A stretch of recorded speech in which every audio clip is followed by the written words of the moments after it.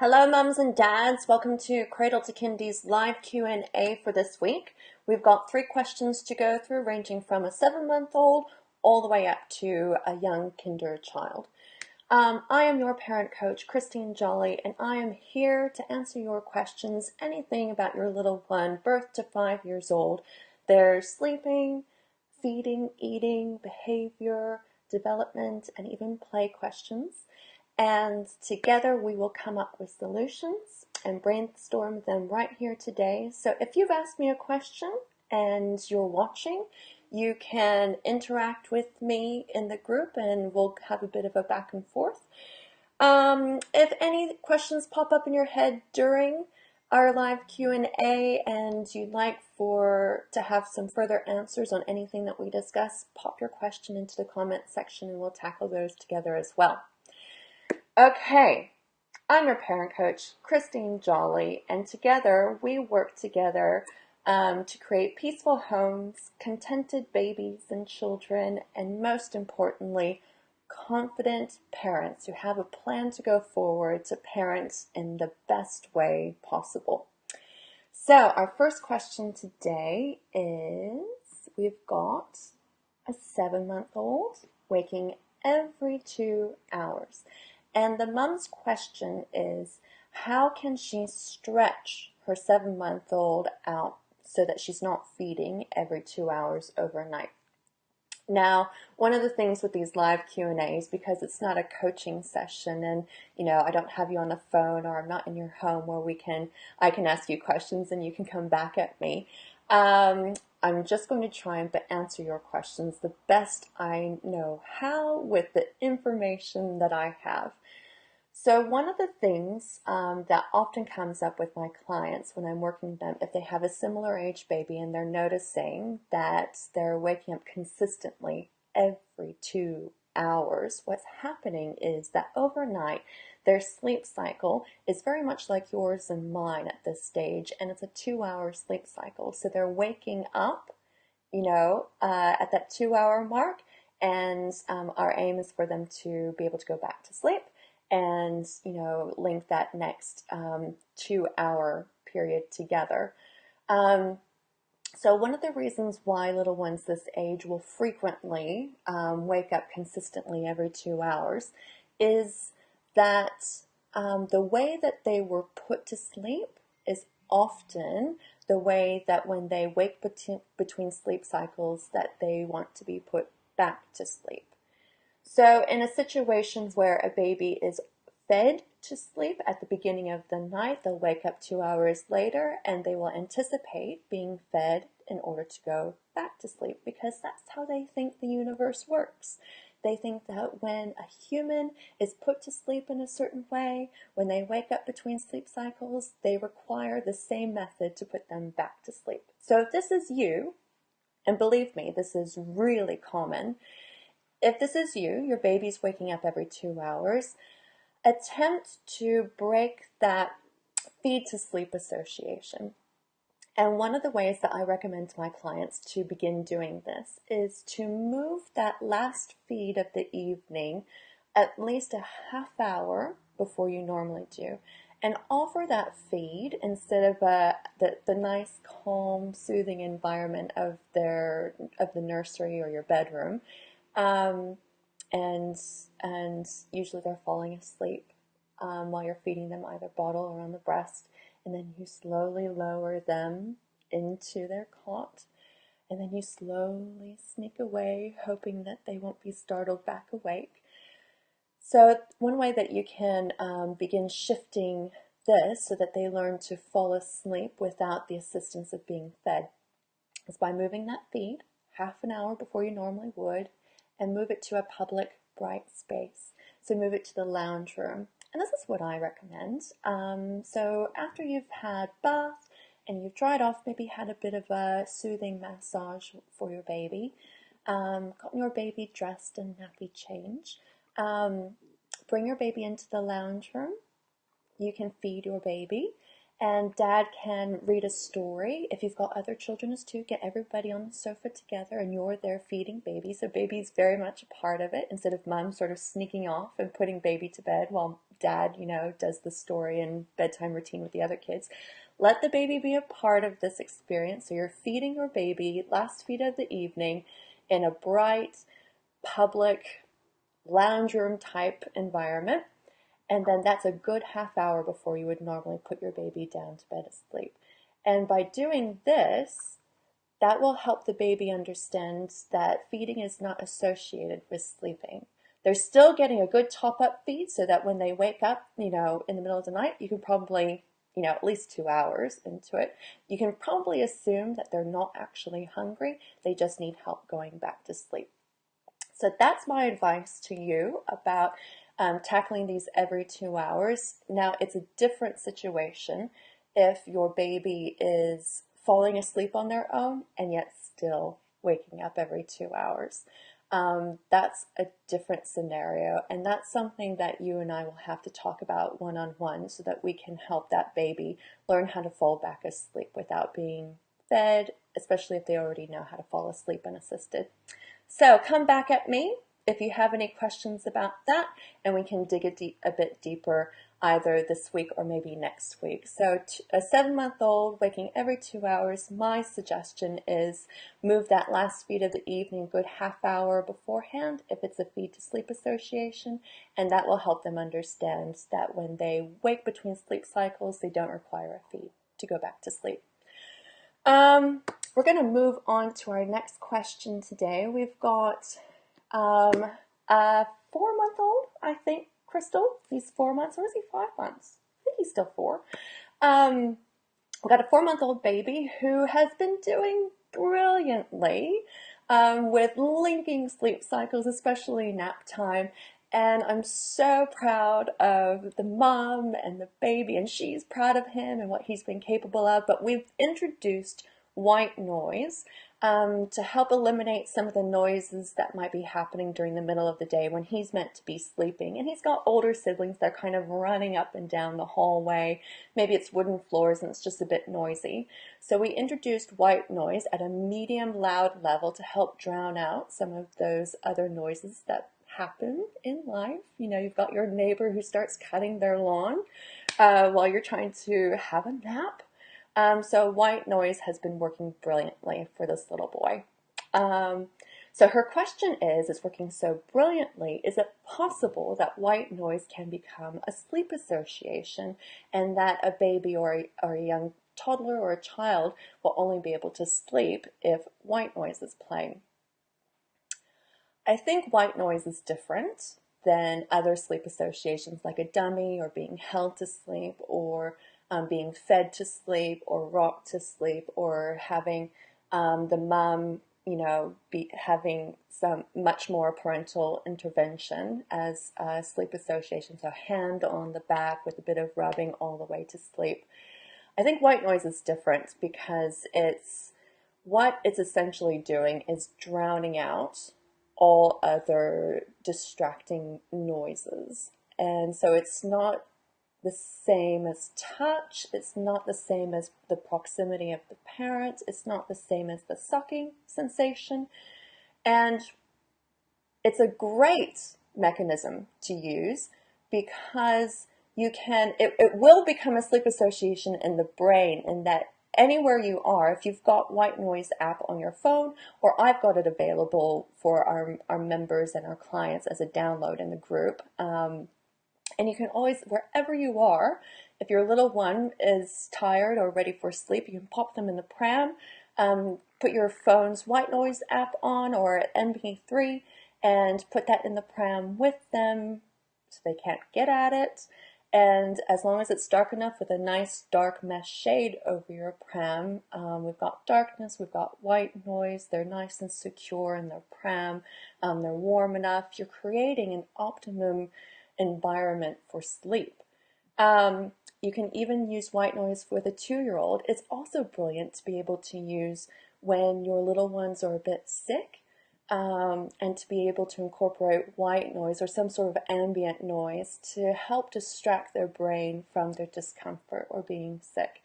So if you're not already using white noise and you don't know what it's all about, Feel free to send me a message, or you can join one of our membership groups for either newborn, baby, toddler, or young children, and you can access that MP3 and start using it today and see if it makes a big difference. Now, when you're using white noise as a means to help your little one sleep and link sleep cycles together, keep in mind that it needs to be loud enough for your little one to hear. It needs to be loud enough to drown out those other ambient noises, your other children running down the hall or the neighbor cutting their grass. So it needs to be at a medium loud level. So put that in your parenting toolbox and see if you can use it this week and see if it makes a difference. Thanks for your question, Crystal. Going on to our kinder child, we've got Luella's little girl who has all of a sudden become clingy with school drop-off. Now, she's given me a bit more details in that this particular, I think it's her third child, has always been the spunky one, confident, and ever since she started kinder, she would run in and, you know, catch up with her friends and just completely ignore mom. Mom, you can go now. Whatever, I'm here with my kinder friends and I'm having fun. See you later. But all of a sudden, she's become a bit clingy. And as far as Luella knows, there hasn't been any big changes in her daughter's life. And so that's not really adding to the problem. So here's what I would do with this. I was at a literacy training event this week, and I happened to be sitting next to someone who, when she found out that I was a parenting coach, was like, "Oh, I'm so glad you're sitting next to me. I have a question for you." And it was almost this exact same question. And I remember when my children in kinder, around the middle of the year, some kids just switched up. They may have started out as being super confident and were happy to leave mom, but something happened in the middle of the year that they all of a sudden started not wanting mom to leave them. And this is what I told the mom at the literacy training event that I was at. And Luella, I think I want you to try this too, because I'm getting the impression that this is just something that happens at school. And it was the same for this little boy. That your 4-year-old is probably missing connection throughout the day because there's so many children in the class and the teachers are so busy, and the teachers assume it's the middle of the year, kids already know what's what, they don't need as much one-on-one attention. And so the kids begin missing it, and they might begin acting out, they might begin being clingy, and they don't know why they're doing it. If you were to sit your daughter down and have a conversation with her and ask her why she's all of a sudden being clingy, she probably can't quite connect the dots in her brain about why this is happening, but the behavior is indicating that there is some need or emotion below the surface that's not being met. So what we can do is, because it's not necessarily you, because when she's with you, she's fine and, you know, she feels comfortable and she feels connected, and so this behavior isn't exhibiting itself when it's just you and at home and maybe other surroundings where she normally goes. But because this is happening at school, what I recommended to this mom at the literacy training event, and what I want you to do, Luella, is I just want you to have a conversation with your daughter's teacher,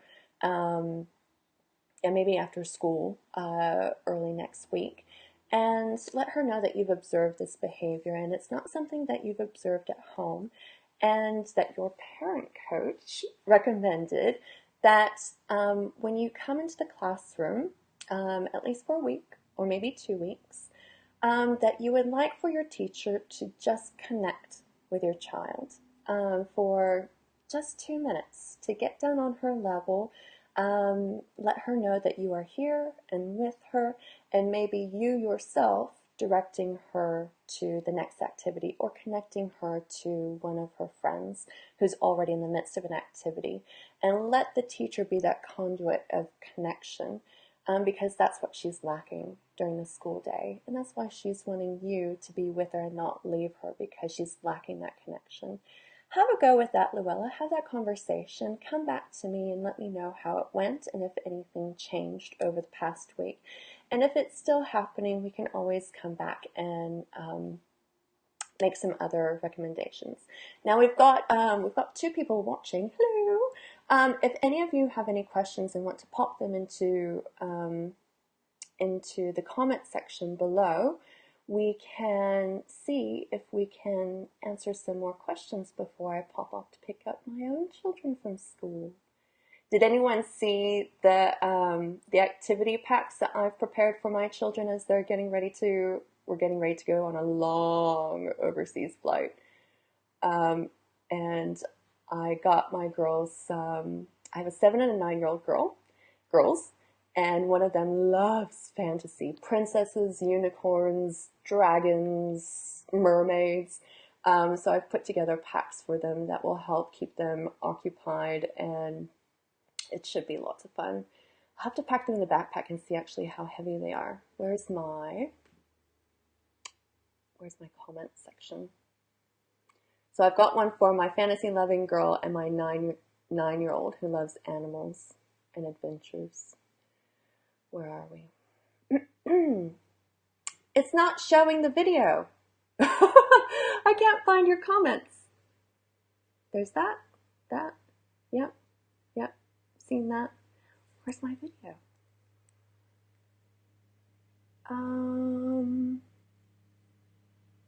Hold on for a second. I'll see if I can get it on my mobile, and I'll be right back with you.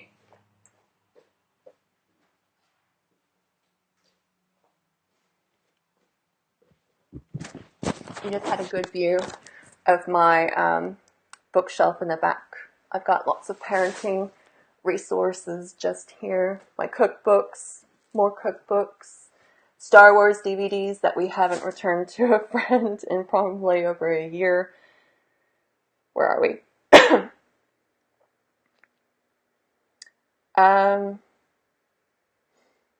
Technology is being very slow for me today. I'll hang out though as long as we need to.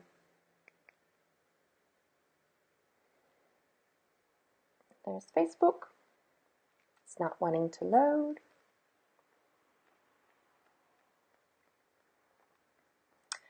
If you've been overseas or on long flights, what have you packed as an activity for your children? We often here in Hobart will get people who will ask questions about, I'm going to Sydney, and which is probably a 2-hour flight max, and they get quite worried on how they're going to entertain their 2-year-old on the plane and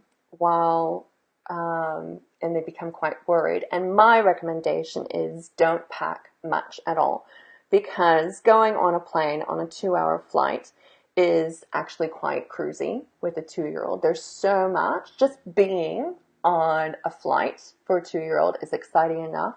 But one of your best friends is going to be, the emergency, like the emergency fold-out pamphlet where it has all the pictures of people and what to do in case of emergency. I always found that really fascinating when I was a child. So I recommend for your 2-year-old or a toddler to get that out, have a good look at it together, comment on the people who are going down the slide and how the lady has to take off her high heel shoes and you don't want to go down that because it'll pop the slide. But then you've got snacks come through, and that takes up a bit of time and attention. There's always walking up and down the aisle or even visiting the toilet. That takes time. Maybe pack some stickers and one snack, or maybe some Matchbox cars where they can sort of get out of their seat when it's safe and play with their Matchbox cars. By the time you've done all of that, you're getting ready to land, and it's just been a breeze. It's been so fun. So, Facebook is working for me now. Cradle to Kindy. There better be some questions here. Right. There's one. And it's just been a breeze. It's been here we go. Fun. Okay. I've got, thanks Fairly. You're wonderful. So Caroline says, at 12 months, what is the best way to transition to cow's milk from formula? If giving 210 mils of formula, is it the same mils for cow's milk? Thanks for your question, Caroline. So with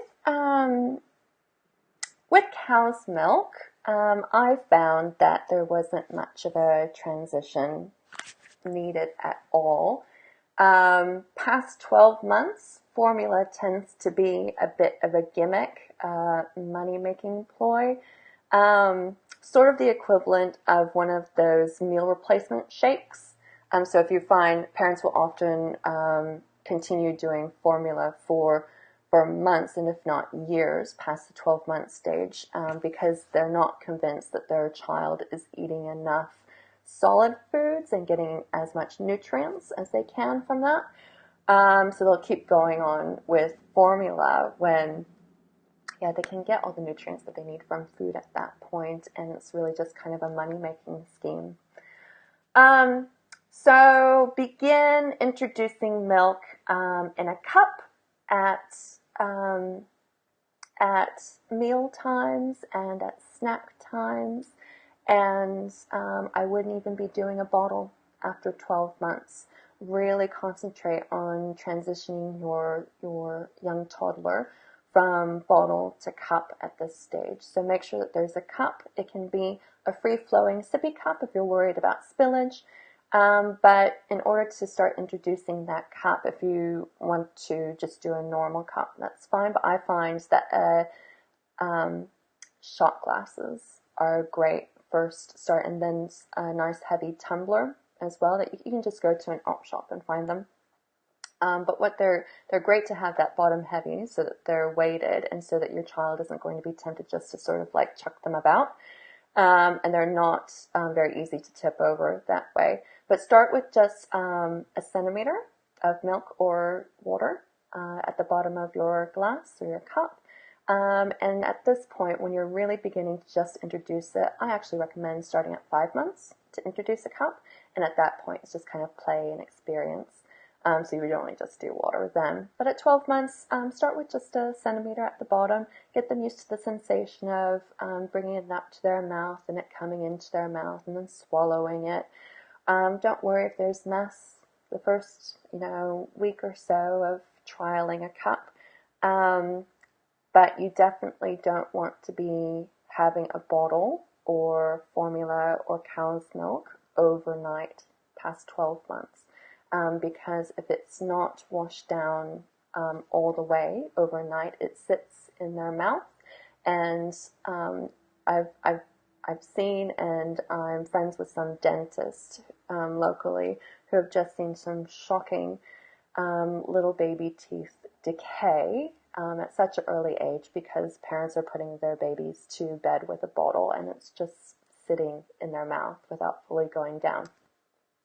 So do it by introducing a cup. You can do it cold turkey, no formula, especially if you're happy with how they're eating their solids and you're convinced that they're getting all sort of food groups in on it. Make sure that they're getting nice, good, healthy fats.